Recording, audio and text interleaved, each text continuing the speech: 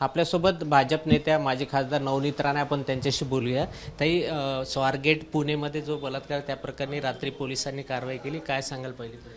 मला असं वाटतं की असे जेही विषय होतात, असे जेही घटना होतात, ते ॲक्च्युली महिलांसाठी, महाराष्ट्रासाठी एक गालबोट लावण्यासारखंच सब्जेक्ट आहे. पण इथं खूप सारे लोक वेगळे पक्षाचे जेही ऑपोजिशनमध्ये आहे आज, ते इथं राजकारण करण्याचा जे प्रयत्न करतात, मला वाटते महिलांना आणि असे दुर्घटनाला कोणीही राजकारण केलं तर मला असं वाटतं एक पक्षाला आणि एक लीडरला हा सगळी गोष्टी शोभत नाही.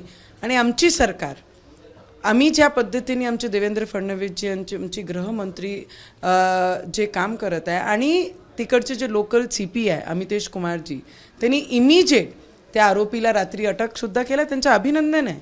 आणि असे कोणतेही कुठेही घटना आणि कोणतेही सरकारमध्ये अशी घटना महिलांसोबत होत असेल तर त्याचं राजकारण कोणीच करू नये, कारण महिला हा राजकारणचा वापरण्याचा विषय नाही आहे.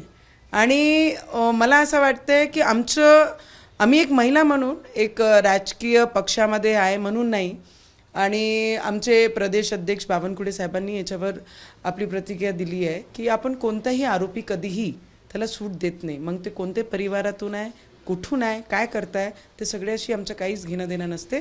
आरोपी म्हणजे आरोप.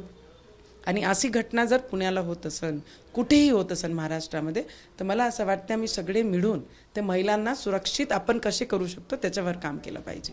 या प्रकरणावर गृहराज्यमंत्री योगेश कदमनी एक वादग्रस्त वक्तव्य केले. जर त्या मुलीनं जर थोडं आरडाओरड म्हणजे प्रतिकार केला असता तर आजूबाजूला काही 10-15 लोक आलेच, ते नक्कीच वाचवायला आले असते असं. मी काही त्यांची प्रतिक्रिया ऐकली नाही आहे, पण अशी कोणीही महिलांबद्दल आपण विचार करून बोलले पाहिजे एवढं मी नक्की सांगू शकते. अजूनही मी ते काही त्यांचे बोललेले शब्द मी बरोबर ऐकले नाही, पण या घटनाचं कोणीही राजकारण करू नये एवढंच म्हणू शकते.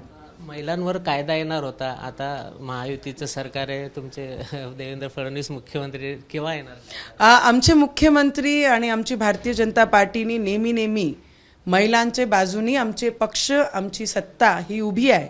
आरक्षणापासून 33% आरक्षण पार्लमेंटमध्ये असो की दिल्लीमध्ये महिला मुख्यमंत्री बसवण्यापासून, महिला लाडकी बहिण्यापासून, आणि येणाऱ्या काळामध्ये अशी घटना जे होतात आहे महिलांसोबत, त्याच्यासाठी जे कडक कायदा आणायचा आहे ते फक्त महायुती करू शकते, दुसरा कोणीच नाही करू शकत. दुसरे फक्त महिलांचे नावाचा, मतांचा वापर करतात. आमची सरकार आणि आमची भारतीय जनता पार्टी नेहमी महिलांच्या पाठीशी उभी राहिली आहे. आणि हेच सरकार, आमचीच सरकार महिलांच्या सुरक्षासाठी जे कानून फक्त यांनी चर्चा केली, आम्ही ते इम्प्लिमेंट करून तुम्हाला दाखवू. या होत्या नवनीत राणा. कॅमेरामॅन अमोल देशमुखसह प्रणय निर्बाण, ABP माझा, अमरावती. ABP माझा, उघडा डोळे बघा नीट.